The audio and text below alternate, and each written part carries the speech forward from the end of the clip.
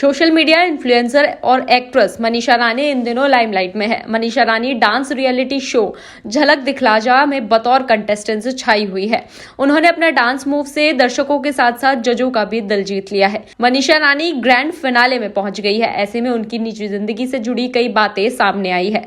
झलक दिखला जा के हाल ही में एक एपिसोड में मनीषा रानी के पिता मनोज कुमार चंडी और उनके भाई और बहन आए थे। इस दौरान मनीषा रानी की कुछ बातें ऐसी सामने आई है जिनको सुनकर उनके पिता भी हैरान रह गए।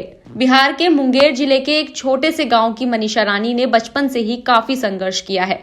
जब मनीषा रानी 8वीं क्लास में थी तो उनके माता पिता का तलाक हो गया था। माता पिता के तलाक के बाद से ही मनीषा रानी अपने पिता के साथ बिहार के गांव में रही।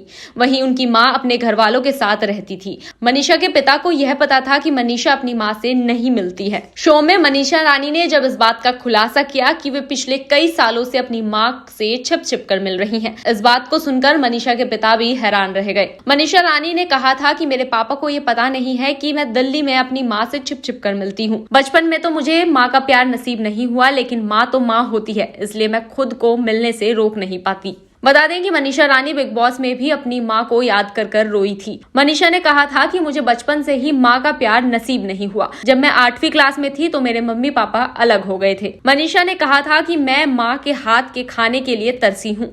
पापा हमें एक टाइम का खाना होटल से खिलाते थे।